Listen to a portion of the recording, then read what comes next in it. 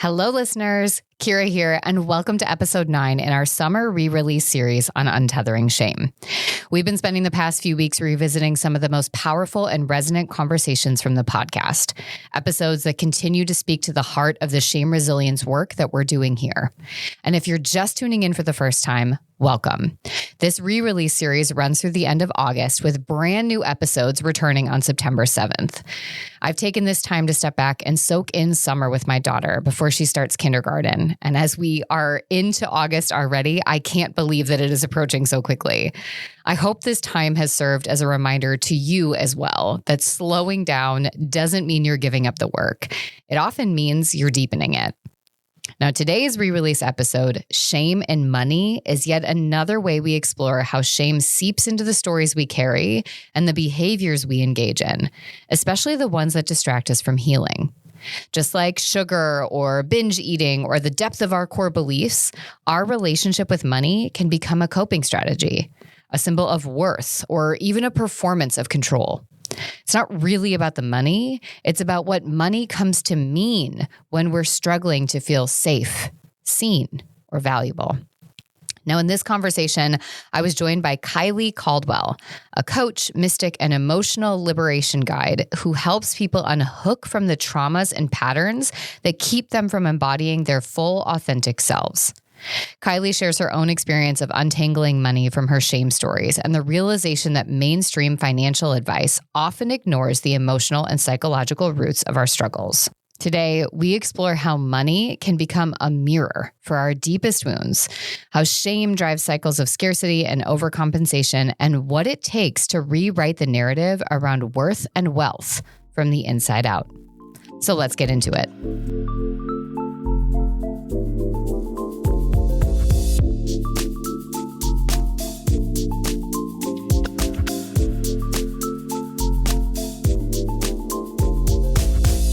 Kyley, welcome to the podcast. I am so delighted to be here.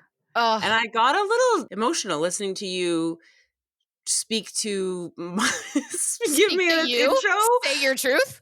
Because I've been so obsessive about this shame money link for so long. And there just feels something really humbling to hear someone reflect back like, yeah, you get it. You get it. We get it. It could be different. So thank you. I am so happy to be here. Well, I'm equally excited, and I feel like sometimes that's really nice when we spend all this time in our head and we're like, do I even make sense? Am I where I'm supposed to be? And all of the shame stories that come in about if we're doing enough, if we're doing the right things, if we're spending our time appropriately, whatever. And then when someone can just reflect back to you the thing that you've just been hoping comes out on the other side, it's like, to me, it just feels like I can take a breath for a moment where it shouldn't be that I need someone else to validate me. I don't even want to say should. I don't want to shame myself for it. The goal is to not need someone to reflect it. But sometimes when we're still trying to find our footing, when someone else can just hold up that mirror for a second, it brings a sense of peace. And so everything I said, I got from a 20-minute conversation with you. Yeah. So I think also for you to maybe pause and be like, oh yeah, I'm actually really good at communicating what my interests and my goals are, and it is being seen and reflected. And that's a testament to the work that I've put in to get to this point. Well, thank you. Thank you. You're welcome. I see you having something happening right now. It's like 5 things in my head at once. Well, I just wanted to respond. I want to dive right into the money stuff, but I just wanted to respond to the part of you who was like, we don't want to need validation. And you're so right. And that's actually so much of what we're going to talk about with money is how it's one of the things that has a lot of very particular ways that we're hooked into it. But we don't want to need validation as in I can't sustain the lack of this validation. Yes. And also we are creatures of belonging. And I think we belong to each other. Yeah. And there's nothing sweeter than someone being able to look you in the eye and say, I see you. Yeah, it's a really weird thing. I feel like sometimes even from like a parenting perspective, there's all this information out on social media of how to parent the quote unquote right way. And I think everybody's just looking for the secret. And one of the things that has become sort of popularized, and it's talked about in the therapeutic world as well, is things like parents, caregivers, adults not saying, I'm proud of you, because then you're making it about you versus them. And I'm like, yeah, I get it. I ask my daughter all the time, are you proud of yourself? How do you feel about doing this? There's also something really fucking nice about somebody else being like, wow, I see that. And I have this pride and this excitement. And so I feel like what you just said is so true, where sometimes I feel like we overcorrect and then we dismiss the fact that really most truths are a both and, not an either or. Oh, we are on exactly the same wavelength, which I think we clocked the first 30 seconds we Yes. connected, because I had this exact same thought just last week. Because I also tell my kids often that I'm proud of them, and I Mhm. did the whole parenting thing, and I thought, but I tell them that I love them all the time. I don't Yeah. withhold saying I love you because I want them to love themselves. And I think you're right. It's this yes and, right? I just as much try to say to them, do you feel really proud of yourself? How did that feel when you accomplished that? And Yes. also, I'm really proud of you. Even if you're not, even if you're having a day where you are not proud of yourself at Yes. all, I can hold that. Yes. And so I think you're right. Yes and. Yes. Okay, because I feel like you're right. There was this like vibe moment within probably not even 30 seconds, probably like 4 seconds in, that we just sort of felt. And so I feel like I just want to dive headfirst Yeah. into the brunt of what we're talking about. And I want to start by just being like, why the fuck is money so hard? Like, why is this such a problem that we cannot figure out? And where are we getting it wrong? Mm. Well, and I think in some ways that's actually the most important question to ask, right? Why is this so hard? Is a really different kind of question than like, what do I need to do to fix it? Which we will talk about ways Mm-hmm. to make it less painful for sure. But Mm-hmm. the reason I like the why question in this moment is because it's inviting us to like look at the system and structure itself. That like maybe some of the ways that it's hard is not because can I swear on your show? Oh, I just did. So you Okay. drop whatever you want. Yeah. Great, great, great. Maybe the ways in which it's hard is not because you are a fuck up, right? Maybe it's Yes. because this system and the structure between trauma and capitalism and toxicity, like they are living inside you and around you.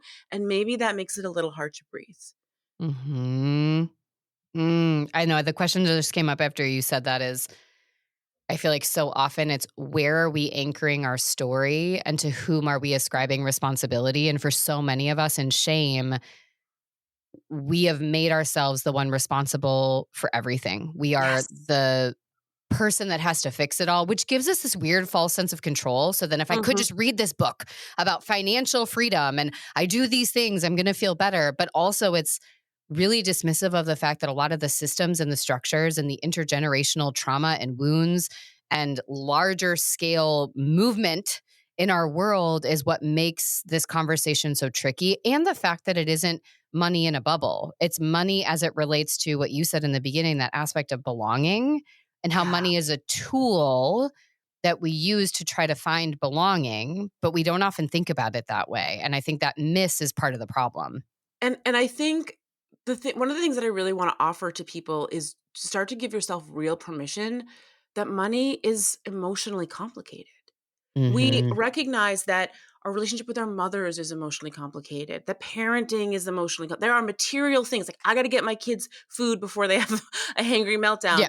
And also it is emotional, right? And so we Mm. look at our whole life like exercise, gardening, like picking what house to buy or place to town to live in. All of that we recognize as emotional, and then we turn to money and all of a sudden we tell ourselves that it should just be a series of numbers and I should just budget and I should just work hard. There's a lot of I should just, and that we Hmm. somehow don't give ourselves permission for it to be an emotionally complicated thing, which is bonkers, A, because everything is emotional, but two, money touches every facet of our lives. How could it not be emotionally complicated? Mm. I think one of the biggest reasons why money is so hard is because, like, you're trying to use a hammer for something Mm. that needs a screwdriver. Like we're just not even actually acknowledging what the real quote unquote problem is because we're putting it in this tight little, it's just about budgeting and asking for the right kind of raise and skipping your latte. And Hmm. it's not. If it was just quote unquote about that, well, then the budget would have worked by now, my friend. Yeah. Well, and it's recognizing that most of us, there's definitely categories when it comes to money and how much money we have or had growing up. When we think about poverty, access to basic human rights, in my mind, things like having a place to live where you feel safe, running water, electricity. There's that side conversation, which is an important conversation. It's not less than, it's just different than what I think we're talking about here, which is really this idea that our stories around money is that there's a certain amount of money or a certain relationship with money that's going to allow me to be X, successful, Mhm. happy, healthy, whatever it is. And so we constantly are moving, chasing that next mark, assuming that that's going to happen. And it never happens, no matter how much money you have. I mean, there's research to show that. In fact, more money often makes people less happy and grounded and fulfilled. But we fear that discussion. And the question that's Mhm. coming up in my head as you were saying this is this idea of when everyone's going, if I just, what would happen if you did? Okay. Mm. So let's say you had enough money, then what? And I think that right there is you can't answer that question without a feeling. And that's where Mm. I feel like we don't go there. Like the feeling for me growing up, having money be a scarcity, having a mom that struggled with substance use, was in and out of jail and prison, and she wiped our savings for drugs. She wiped my savings at different points. For me, having money was security, having a sense Mhm. that I would be safe. So if I had enough money that I knew I could count on things, I would feel safe. And yet, that wasn't the thing I worked on in therapy. I read financial books on how to budget instead of recognizing that money wasn't going to be the thing that gave me safety. It could help, but money was not the root issue that I needed to address. And that made it really complicated for many years. And I think going back to the top of the show where we thought it was a sidebar about parenting, but we kind of set the Yeah, precedent for the whole show, right? right. Is it's really yes and. And I think this is another reason why money is really complicated. So one is that it's actually very emotional and we don't let it be, and therefore we don't process the emotions of it. And one of the first places where I started to see this was some really incredible. I mean, I've been lucky enough to work with some really incredible therapists, and I would bring to them some money stuff, and Mm, I could see how, like, childhood trauma, we could go really down deep, and the money conversations, I could feel a surface layer. I could feel we were only at the surface, right? mm-hmm. And that even they, and I mean, these people, each one was like brilliant at what changed my life, but it wasn't an area that they had access to from the kind of Yes. emotional depth that I also was trying to swim through. So that's one piece. But then the other piece is that we do need it for safety, right? It Mm-hmm. is like we live in a world where every single thing, food, shelter, water, clothes, so all of your basic necessities, unless you somehow have managed to live off the grid, they ask and engage with around money. And so it's not a system we get to opt out of. Right. Right? It's not, you can't like go on retreat from money and heal, right? Or Mm, like some people go no contact with their parents and then they can come back and maybe bridge something different, right? You can't go no contact with money. And you do need it for basic material safety. And it's also about all these other things that are not about food and shelter and water. And that is really complicated. To heal it is to build the bridge as you're walking across it because you're actively engaged with the soup of it all at the same time. I mm-hmm. will do my best to break it down a little bit and give us some more tangible entry points. But I think this is an important starting place because in addition to money being really hard, there is so much shame about it being hard. Yes. So it is almost universally hard. Sometimes at parties, people will be like, "What do you do?" And I'm like, "Well, I'm a money coach, but like we talk about how your relationship with your mom and is why money's hard." And everyone's always like, "Oh, ha ha, I need you." And I'm like, "I know, I need me. Like we Yeah. all do, Yes. right?" So almost everyone has complicated relationships with money, and yet we pretend that we don't or that we shouldn't. And so it's hard for all the reasons we've laid out. And then there's the shame that it shouldn't be hard. Yeah. Yeah. And it's like this notion. I mean, it's literally the conversation about shame in general, where it's like shame is this ubiquitous experience, and yet everybody's trying to hide the fact that they have shame. And I'm like, no, literally, I can tell you just by looking at you that you have shame because you're a human being. So, Right. like, Right. I don't need to know any other information other than you're not a robot. Thereby, you have shame. And so I feel like the same thing with money, and yet we hide it. And it's shame about how well we manage it, how much money we have, how much money we're making, our goals towards making money. Like that's a big thing I've had to grapple with is so growing up, my mom very much was addicted to working. And I don't know if it was chasing security. She has what would be diagnosed if it were a diagnosis as very complex PTSD. And I Mm. can see a lot of that now. All I knew as a kid is she worked a lot. She was constantly working on holidays because it was time and a half as a nurse, like all of these things. So like she prioritized money over time with me in those instances. And I think a lot of that was her own trauma wounds. And so then growing up, I had her and everything that I experienced where I'm like, I need to feel secure. I'm not going to do that. Then I moved with different family members, but I lived with my grandma for the majority of my like early preteen into my 20s, in Mm-hmm. and out of when I'd come home from college. She became second mom. She's a depression survivor. She would like give me shit because I would buy the 5 for 25 deal at Victoria's Secret. And she's like, underwear shouldn't cost $5 a piece. That's absolutely ridiculous. You know, cans in the cupboard that expired 8 years ago because canned food shouldn't go bad. And we need this. And, you know, all the little ketchup packets. And so I'd have all these ideas. And it was also two single women raising me that even though Mm-hmm. it wasn't always a direct conversation, it was, I need to be prepared to be alone and I need to be okay to support myself. I can't rely on anybody else to support me, whether that is my mom who dumped our money or a partner, whatever that is. And like all of these things came into be. And then as I got into adulthood, it was not just, okay, well, I have to be really good at managing money. It's also, I have to be ambitious enough to want to make enough money that now I am seen as successful, that I want to climb a ladder because the amount of money I make, whether that's the title of my job or my ranking in my job, is then definitive of my worth and value because I don't want anyone to look at me and to think that I am not secure, successful, ambitious, whatever those things are. And all of that, if we're, you know, thinking about it from your perspective, gets looped back to the emotional experiences growing up. It has nothing to do with what my mom's bank account was and Yeah. what she taught me about how money pays bills and how I budget. 1,000%. Everything you're speaking to. And I want to give us some framework because we're talking in the Yes. beginning about how like money is everything and it's soupy and it's complicated. And so I kind of want to like make a little map for us. And I want to point to specifically how we use money, and money signifies, to your point, that money signifies all sorts of things that are not actually specifically about money. We connect money to 4 core things. Safety. Whew, I have enough money to pay my bills this month, right?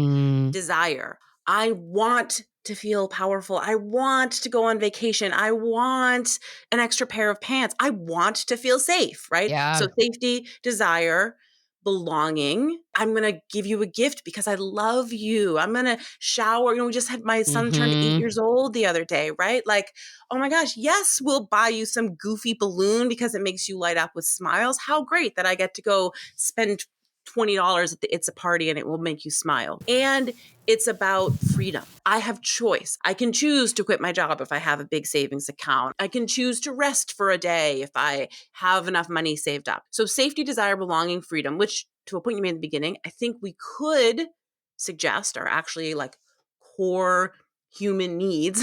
And yet money shows up as the literal barometer of how much of these things we're allowed access to.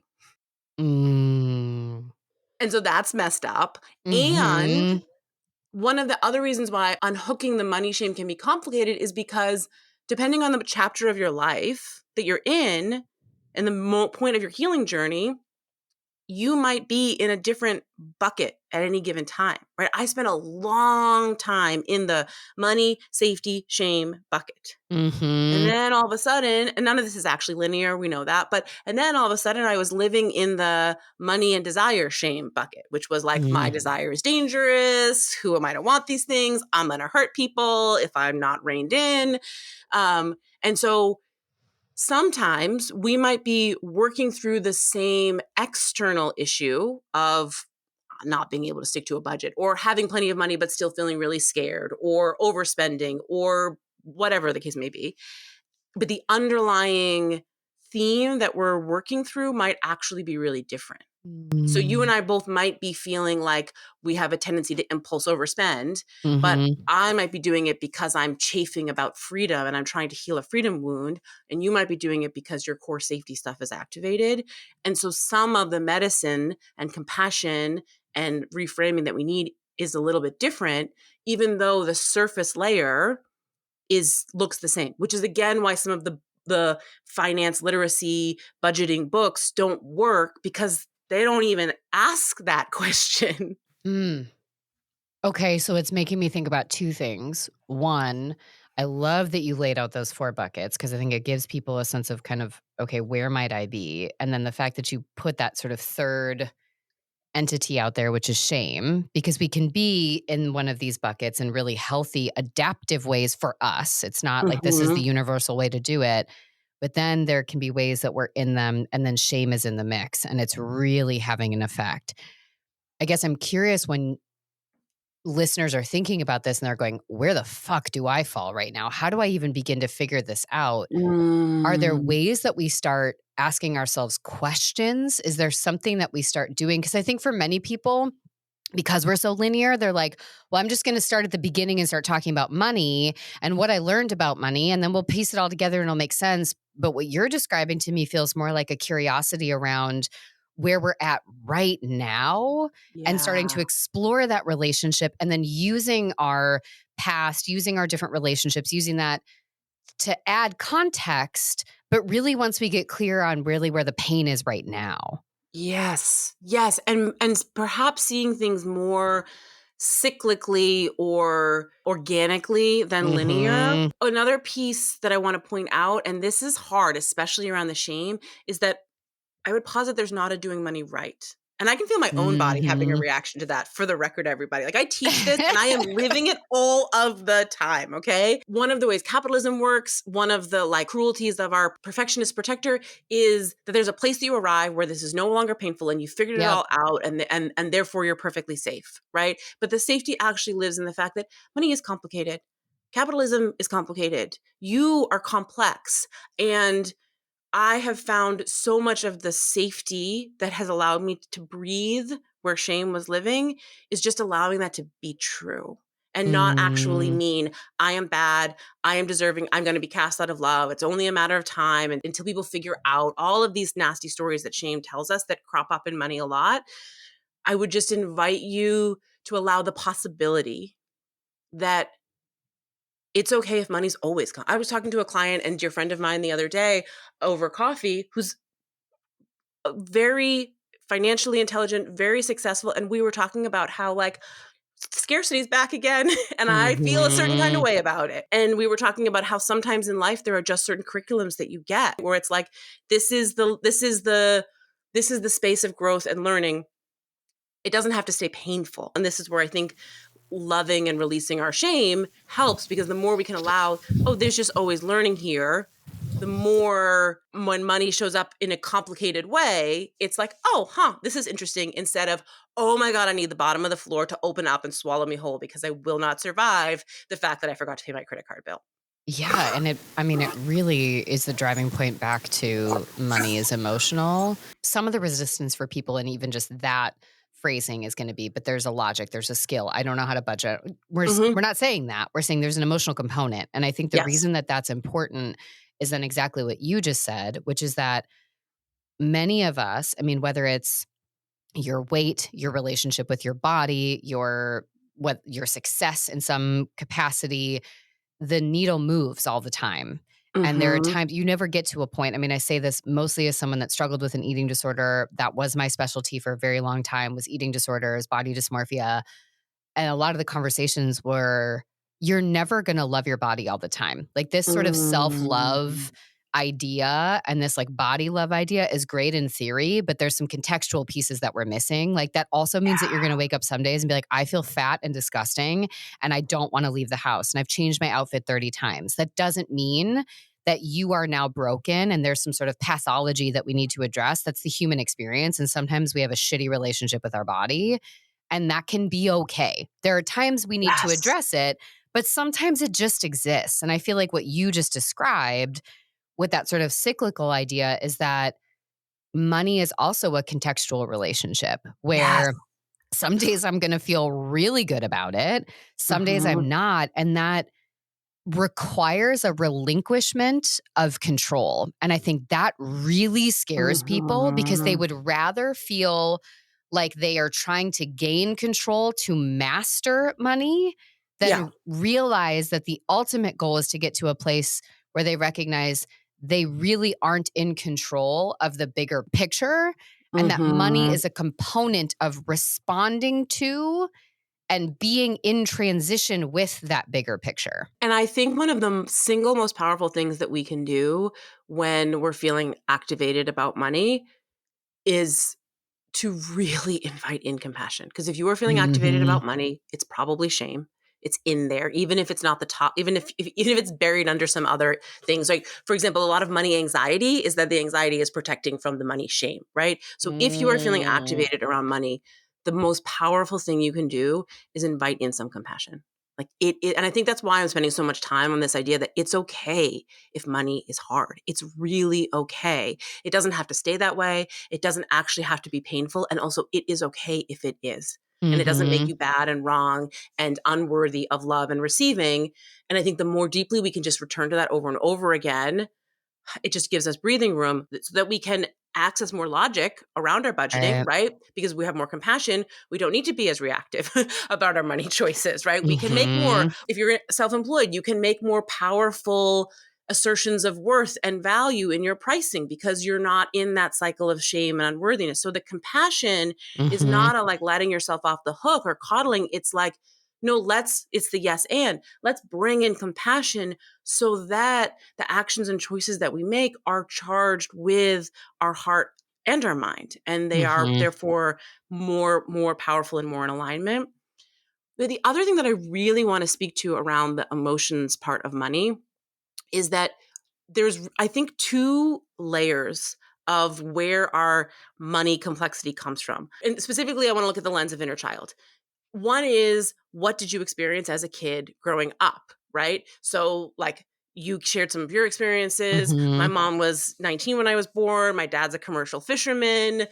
We Mhm. did not grow up with a whole lot of financial flow, and so I have stories about like Mhm. what was available, what we could invest in. Like, I'm going to be 40 years old this year, and I teach about this stuff, and I still sometimes get weird about buying fancy. And by fancy, I mean like the third tier of face cream at CVS because my Mhm. little kid self was like, my mom once made some comment about how we didn't need that, right? Yep. So there's that layer that your conscious mind can probably pretty clearly go back to, and you can sit and ask yourself some questions like, what did people say around money? What were the big Yeah. financial experiences that I had in my life? If your parents went bankrupt while you were a kid, that's going to inform your relationship to money. And Yep. we can see that, right? You might not have done all the thinking and questioning, but we can see it. There's another layer, and this is the layer that I think that we never really get to, and why I get so fired up about this. And that is where your subconscious is processing things about safety and love that have nothing to do with money. And you are just Mm. processing them through money because we use money for literally everything. It's actually the perfect um, it's the perfect thing to receive our projections because Mhm. whatever wound needs attention. Is it abandonment? Is it codependence? Is it Mhm. is it just regulated sense of safety? Like, whatever wound needs your attention, money's like, I got it, I'll catch it. There's a kind of generosity to money in that way. It's like, what do you need help with? I'll be the bad guy. right? Mhm. And we bang our heads against the wall because we stay on the surface linear mind level and we don't actually create space or even have fucking conversations about the fact that maybe money is complicated because you've healed codependency in all these other areas of your life and it still is living inside of you and now it's running your money story. So you might not have codependent friendships anymore for the most part, but you've Mhm. still got it running on the operating system. And so Mhm. you have stories like, I'm self-employed. I deal with a lot of people who are self-employed. So you deal with like, well, I can't charge that much. What do people want me to Yep. charge? Right? Yep. People will get mad if I raise my rates. Right? Mhm. You know, this happens every once in a while where someone starts talking and I'm like, we're having this amazing conversation. Listeners are going to be so excited and like we're going to really give them that space. And then I go, fuck me, I wasn't ready for this. And I'm having some insight that's happening right now. And I knew certain things. Like I definitely have the same rates piece. Like my husband keeps going, you haven't hit a ceiling yet. Like when you go in and you speak at companies, when you do these things, like sure, you have people that maybe individually don't necessarily buy your program. Like they're priced out, they know that. Or maybe like coaching, they have to kind of budget for that. But when you go in and you do these corporate events, like you have yet to be told no. I want you to price yourself so high that someone has to say no so you can figure out your Mm, ceiling. And I get so uncomfortable. I knew that one. But as you're describing this and you're going, oh, like, you know, these layers of codependence and maybe you thought you've healed them and you've done this. And I went, that's why I think I'm still two things that I'm struggling with right now. One, I have this beautiful new friendship with an individual, but her family. And she is so generous. And mm, I'm noticing it goes both ways. Like one of us will host a dinner or one of us like picks up, you know, tickets to ride the train at the zoo or one of us picks up this or does that. But in the back of my brain, I feel like I am racing to tally it to make sure that she doesn't feel like I am taking advantage of something because mhm. my relationships have in the past, and obviously still to some degree, rooted on the fact that people leave unless they need me and money becomes a way that they need me, which, and I'm just going to let my brain go through this last part and Yeah, then I'll yeah, pause, bring it, bring it. is exactly why I'm still, I mean, I've been married to my husband now almost 8 years, 7.5 years. We've been together for almost 15 years. In the beginning of our relationship, I made the bulk of our money. He was finishing up undergrad. He went to medical school. He started residency. Like I was the one making the money. And I never felt resentful of that. I Mhm. never felt anything. Like he had to leave a job that was making a good amount of money on the side when he started medical school. And was like, I really want to take this research position. I think it'll be better for me. I'm like, fuck yeah, hands down. If you need to volunteer, like I got you. We have been flipped since he became an attending. I am years deep into this. And as we sit and have, we just had a retreat this past weekend and we were talking about our shame and all these pieces. I still have, like, I think that's the root of it is I know he loves me, but my biggest fear is because I don't make enough money that doesn't translate to enough worth that the love could be sustainable. And I can like feel myself like my conscious mind knows he's not going Yeah. anywhere. And I've like got to the point where it's like I've unwrapped a lot of layers of codependence in our relationship, but I can see as you're saying this, like, wow, like that I'm so afraid that this is like the big flag that if I don't keep calling it out to either get his confirmation it's okay, like I'm looking for him to give me validation Yeah. we're okay, and for him to know that I'm not doing enough. So then I go and I'm like, but I do this and this and this, and here's all these things that I do. I'm really only perpetuating my shame and my scarcity and my fear that like he couldn't possibly choose me if I wasn't the one that he owed something to or that he Yeah. was being taken care Just of by. because. It couldn't be just Yeah. because you Yep. inherently it's because of how you provide and what you do. It couldn't be your being, it's your doing. Right. Yeah. Yeah. Mm. Mm. Which, I mean, if we're expanding it, that's I think a lot of people are, whether it's in your partnership, if it's in friendships with our parents are caregivers in our businesses. Like my business couldn't, like no one would choose me unless it was I made it so easy for them to choose me, because why would they pick me over someone else? Oh, And where this gets complicated, more than uh, this? we have like scratched the surface, my friend. Okay, I'm hot. I'm ready. Let's I go. know, I Let's know. go. So as you start to heal your codependence, right, which everyone who's listening to Mm-hmm. the show obviously is like, knees deep in that journey, Yep. you reach this point where some part of you who used to be repressed has come fully online or come a lot online. And she's like, we don't self-abandon. No fucking Hmm. way. We've come too far. And at the same time, we still have our fawn people pleasing thing. And so when we're in the phase where they haven't integrated, and they're like in tension with each other, and they're kind of like, I'm doing a little shoulder dance, everybody who's listening, of back and forth, Mm-hmm.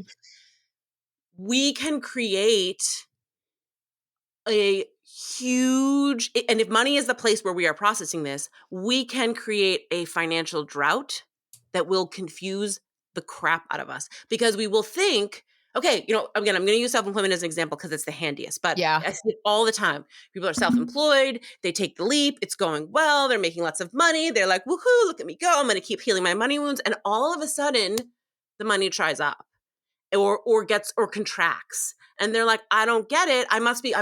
What wounds haven't I uncovered? It creates this whole kind of like thing that people continue to think it must be my fault, and as if we've reverted, right? People talk about like, I've reverted, I've backslid, et cetera, et cetera. And what's actually happening is you're too far in to your codependence healing to self-abandon, but another part of you only knows how to engage, in this case we're talking about money, from that place of self-abandonment. So you're just frozen in a kind of tug of war. Mm-hmm. And it can get really confusing. And so what ends up having to happen is that we have to make peace between the fawn and the like, no, I don't self-abandon anymore. And to your point about Yes. your husband, like, and I've been in the same exact journey with my husband, same exact thing, where I also was the primary breadwinner. I also have the story that's like, what am I contributing? And again, I Right. share this really transparently because this is alive in my life, even as this is what I teach. And I am so passionate about that because I do want to normalize that it's okay that we keep learning, and the learning doesn't have to be Mm-hmm. painful. It can be very beautiful, because what I find as I keep doing this learning is that I just get to fall more and more in love with my husband all the time. Mm-hmm. Because every time I uncover a new place where I'm still playing the same old game, as I get to release it, I get to receive more of how much, of course, he loves me. I'm Mm-hmm. great. Right? Mm-hmm. What you just said that's interesting and is bringing up another layer to me, which is, I think I struggle then. So he and I were talking about this. We were actually sitting down on Christmas Eve and talking about roles and responsibilities and like both of our lives, personally and professionally, how they come together, how we feel like we're doing. And we talked a lot about choice and agency. And I think sometimes there's this idea that money, and I think that goes back to that piece that you said of both safety, but also the freedom component and what it can give us. And so we talked a lot about the pressures and the choices that we're making in our lives. And one of the things that I also think comes in for people, particularly if you're in a marginalized or often oppressed identity, is then the pressure of that piece as well. So then, okay, I can start to reconcile this within the silo of my relationship with my husband. We are making this conscious choice by nature. Like, sure, I could, if I wanted to go take a full-time job in a therapy office, have a different income. If I wanted to go full out, like I'm on the road speaking all the time in companies, income would look different. There's sort of a reductiveness to that, and the idea of how much money we make versus quality of life. Okay, again, I can tease that apart. I can start to make sense of it. I can make this choice. But the other piece that I'll start to struggle with is, but I'm also a woman, and I'm supposed to fight against some of these gender norms and some of these ideas. And I'll get stuck feeling like there's something like an allegiance to a movement that also gets in the way. And I think, not everybody here is necessarily going to identify with that. But a big thing that I think for me comes up, and for a lot of people, whether it's gender identity, race, socioeconomic status, it's that idea of then I'm supposed to do to help change the story. And that's really hard. I love that you're speaking to this, and I kind of want to share a story of my own experience, and I want to ask you a little bit more about this cultural feeling of who am I to revert to cultural norms, and also in there, correct me if I'm wrong, but I'm hearing a little bit of also who am I to want more than what I already have, right? I already have so much more Mm-hmm. than where I came from, and so who am I to push beyond this, right? Yep. And I think that this piece is also really sneaky to the point about belonging and the way in which money is woven around belonging. And it's making me think of a couple of experiences I've had in connecting to my ancestors. So I'm a thoroughly Irish American girly. My daughter's born on St. Patrick's Day. My ancestors were not joking around, right? I laugh because I even did one of those 23andMe things a long time ago. And I don't even actually know my biological father. And so I was like, oh, I'm going to get some cool results. And it was like, literally like, no, girl, you are Irish American. Even in the mystery is you're Irish American. So anyways, in multiple times in meditations, I have felt in my body my own ancestral epigenetic energy of the not enoughness. And I have watched a Mm-hmm. kind of longing to belong that I was processing as a need to stay where I was, as if I love my ancestors. They left their homeland starving and came on a boat. And so who am I to ask for all this ease? And I've watched my own body kind of recoil that you will be left alone because you will be cast out of this ancestral legacy. Yeah. And every time I've tapped into this in different iterations of it, I get this really beautiful, like my ancestors just like pour in around me. I mean, they were salty and sassy because that's who they are, but they like pour in around me and they're like, no, no, no, baby girl. It is the opposite. Your joy is our legacy. Your ease ripples back through time. Right. And I think to like zoom way out, when I think about like systemic systems of cruelty like racism and capitalism and sexism, we can't actually change things without fucking changing things. And that includes our internal state and also the big systemic weights that are killing the earth, that are hurting so many of us. We understand that capitalism is toxic. We understand that, I mean, listeners to your show understand that racism and patriarchy and the horrible atrocities that are happening in the world like are not sustainable and are not okay. And Mm-hmm. we use money to fund all of that. And also, money could be whatever we want it to be. And I don't mean that in some Pollyanna kind of way. And I don't mean that in some like girl boss your way to the top and then you can sit at the table with the men and be another perpetrator of violence. I mean that as in we could imagine something different. And I have watched in my own life and in my clients' lives how as we unravel these really painful wounds that we are just trying, they deserve to be healed. And so they are asking for attention and they are thrusting themselves onto money to be processed. And as we heal them, my experience of money in my life has changed, not always as a financial amount, although sometimes, but as an energy. For so many years, money felt like this terrible, scary, angry father figure who hated me, right? And wanted to punish me. The like patriarchal God, right? Was basically how I perceived money. It was like waiting to reveal my sins to the world and cast me out of love. And then one day, and then eventually money started to feel like a teacher. Like, okay, you got something to show me. I got lessons to learn. And then one day I declared like, what if money felt like a friend? You know, that's what I'm ready for. What if money felt like a friend? I then did immediately have a very terrible breakup with one of my oldest friends.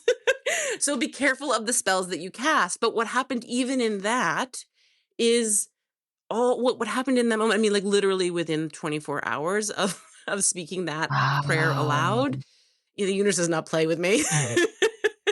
um, but it was this really, it brought all of these wounds to the surface of like, here's where you believe you are unworthy of love. Here's where you have been putting yourself into a turtle shell and retracting away and like reinvesting in your own stories of badness and unworthiness. And what if you didn't carry that debt anymore? And I see that friend, Mm. I see that breakup as a really beautiful gift that I received, even though it was really painful, um, about how I could actually love myself more, right?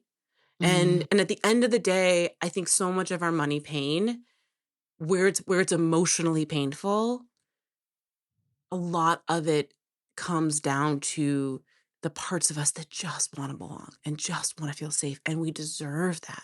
And I fully believe that as more and more and more of us do this kind of deep healing where we let money turn into something that feels loving and safe, what we're really doing is we're allowing life to feel safe. We're allowing ourselves to feel safe. We're allowing ourselves to feel worthy. It's the same deep healing that you've done around all sorts of other spaces, but you Mhm. just probably haven't allowed yourself to do it around money because we make it this other area.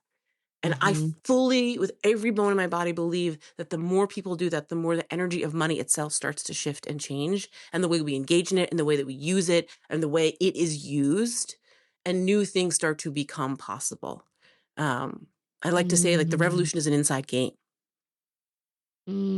I like a couple of things that you're saying that, especially as we think about kind of bringing it to a close for listeners, is, we went from this very specific personal relationship around money, and then we expanded it into this sort of global context. And I feel like two things are coming up. One, recognizing how in our healing relationship with money, with ourselves, all of these pieces, sometimes I think our anxiety will grab for things like, well, now, but what about this gender component? What about this? What about this? And we often then sort of use these systems to keep ourselves and others imprisoned in the Yeah. systems because we've been taught that. And it's then that it goes back to that either or.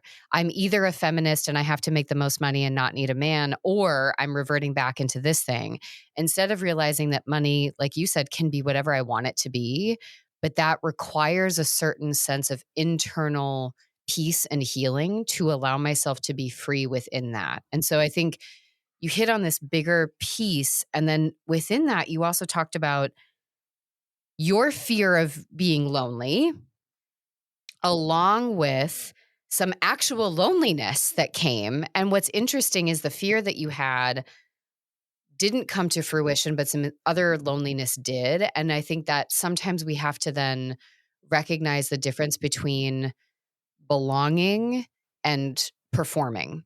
And that Mhm. relationship that you had was a part of a performance rooted in shame. And it doesn't mean that friendship didn't serve you. We're not making that friend or you the villain. We're saying that relationship was birthed out of your shame stories. And that's what fueled it and allowed it to be fed to continue on. And when you chose the other path, that allowed you to then create different stories and relationships. And so that is a part of the process that I think many of us have to deal with is learning that there are some relationships that will change when we do our money healing. And that can be professional, that can be personal, that can be purely our internal relationship. And so, gosh, with all of these big pieces, I'm thinking about for listeners, they're going, okay, you've convinced me. It is more than layer one. When you talked about complexity, it's more just like, what did I grow up learning about money? Like, fuck, there's a bigger, deeper piece to this. And how am I subconsciously processing or not processing my pain, my shame, my fear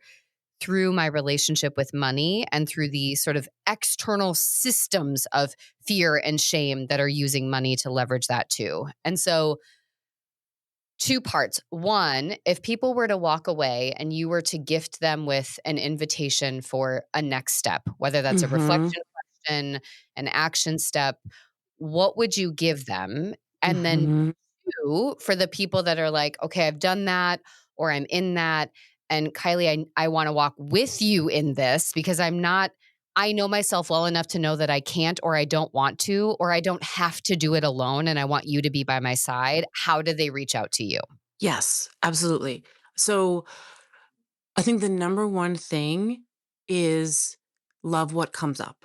So everyone listening to the show, I can just trust based on the kind of community you're going to have around you. You are people who have already done a lot of relationship and relational healing. And I would invite you to bring that same energy towards money. So, for example, most of us are taught this story that we have to be perfect and good enough for money. And if we do everything right, then we can have what we want. You wouldn't allow yourself to be in a relationship with a romantic partner where those were the terms and conditions. So, so give yourself space to imagine a different kind of relationship. And if you think about any big relationships where you've done some healing around, you probably had to have some come to Jesus moments, right? Mhm. You probably had to have some tough conversations, right? Where you say, you know what, money? I am pissed. I am so mad. You have not been here for me. And I am scared and I am angry and it hurts. Because most of us are to the point of the codependent programming are still thinking I have to go off in the corner and heal my anger and not be angry. And then when I'm happy and grateful, I can go to money and then money will deem me good enough. Right. And so I would invite you to love whatever is and let it all come up and out in the same way you know how to do in all these other spaces. Bring those tools here. You are perhaps more resourced than you are giving yourself credit for, perhaps because you didn't have the most useful paradigm before. And start to imagine what you want that healthy, freeing, generous, loving relationship to feel like. Ultimately, what if money felt like unconditional love for you in your life? What would that look like? It probably wouldn't ask you to be perfect. And if people want more, I would say the first place to start is I have a 2-day workshop that I did called Money Magic. I've done it a whole bunch of times. It's a really beautiful 2-day workshop. It's free. Each one is 90 minutes. There's beautiful reflections, some guided meditation journeys in there, as well as some more frameworks and questions. And I would just invite people to go check that out. If you are super fired up and you're like, don't give me the free thing, like I want all in, honestly, just you can find me on Instagram. I'm Kyley Caldwell at Instagram, TikTok. Long may it live. Who knows? I'm at the Kyley Caldwell, and you can shoot me a DM there, and we could set up a consult call and chat about where you're at and what of the variety of ADHD fueled resources I have, meaning I have many things that I'm always cooking. I love that. And I love that you're so generous with your willingness to share information, insight, and reflection. And I think there's two parts to that. One, I think your inner work around developing a sense of knowing and a confidence in yourself. And like we talked about in the beginning with this introduction, you getting so clear on what you can offer the world and starting to really hold that and honor it. And so then you're not having to safeguard every piece of information to be like, well, yeah, but then this is this and this is this. Because when we're in that state of scarcity and lacking in self-confidence and self-efficacy, that's how I see the money story playing out, is sort of the ticky-tackiness. And so to recognize this confidence in what you can offer. And I think for people hearing that, it really reinforces your values and what you're capable of bringing to the table. And so listeners, I really encourage you. I mean, I didn't know about it, so I'm going to go do this 2-day money workshop. I'm going to see if my partner wants to do it with me. I think Jordan and I will have a lot of beautiful conversation around it, and just thinking about in anything in life, I feel like if you get to the place you're like, I've done it all, I know all the things, you're probably putting up a barrier. And so how do we instead go, how do I keep learning? How do I keep exploring? How do I find ways where I don't have an answer? And I think that curiosity is really where we can keep doing that deeper work. And that doesn't mean we don't take days off and we don't have peace and we don't say, today I'm good with exactly where I'm at in this imperfect walk of life and the ups and the downs. But I think being open to that. And so Kyley, this has been amazing. I am so grateful for the time that we got to share together today. I'm so excited for the next step for me and my own work and what I can bring into my therapy sessions and kind of processing for myself, as well as the ways that I think our listeners are really going to be invited to see money from a very different vantage point than they have before. Can I say add something else to what you just shared? I mean, thank you very much for seeing Please. me. I really appreciate that. And I want to say specifically, I do feel at this point really clear in what I have to offer, right? Like if you notice, I'm not offering these resources to say, and I will make you a millionaire. I Yep. might. I have clients who are millionaires. I have clients who are not and have no desire to be that. I have had, at one point, my favorite, like, that's not what I'm offering. What I'm offering is that I believe we all deserve to feel safe in a relationship with money. And when we feel safe with our relationship to money, then doors open and we get to make sovereign choices. And that's what I want for us, because then you can determine your own future.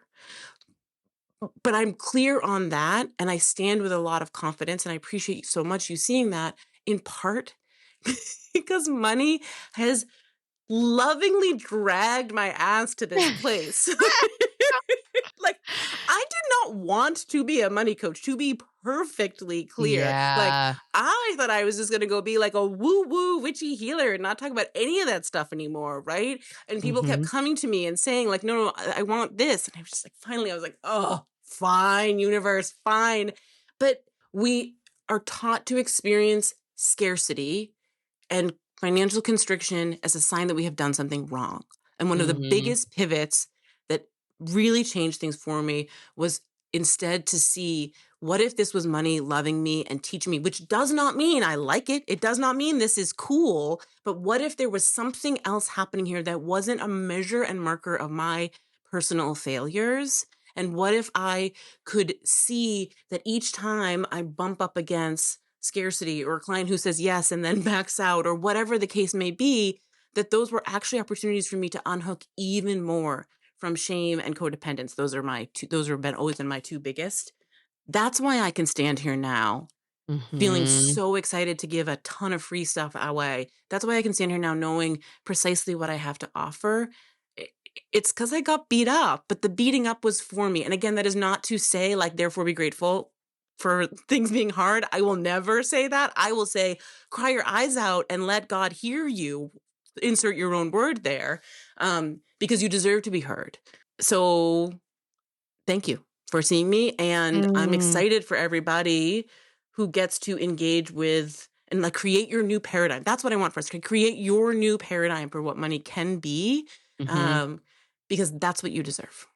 I love that. And I think that is sort of that mic drop moment for people where so much of shame resilience is allowing ourselves to break out of this idea that everything is negative or will be bad or scarcity based, and instead allowing that perspective shift, allowing the both and, which I mean, who knew we were going to start this conversation with the most beautiful wrap up point, which is how do you allow the both and? The rejection can hurt, the pain is terrible, and what am I learning? What can I experience? How can I take something from this that allows me to both validate how hard things have been or the pain I've gone through and continue to grow and to not lose myself in it or succumb to the shame that's just waiting to try to protect me from all the things it thinks it's going to happen when I become my highest, most free self. And so, oh, listeners, I really hope that you come back to this episode multiple times and you just see what comes up. I feel like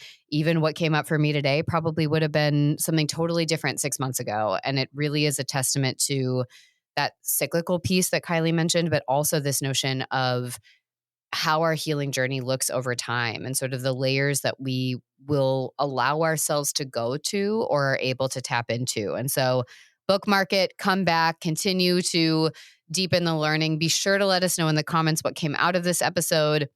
If you take that 2-day money magic workshop, let us know what came up there, or if there are more questions, things that you want to hear from Kyley about on the show, or you want her to talk about more on her social media or to connect with you one-on-one, definitely use the comment section for that. Otherwise, I will make sure that all of the information to reach out to her is in the show notes, so you'll have that available as well. Remember, this work is not meant to be a one and done. Take your time, be in the process. Everything about this is resilience focused, which means context, layers, ebbs and flows. And so allow this to be what it is for you today. Take with it what you can. Come back to it when you're ready for the next step. And as always, we will see you back here next Sunday.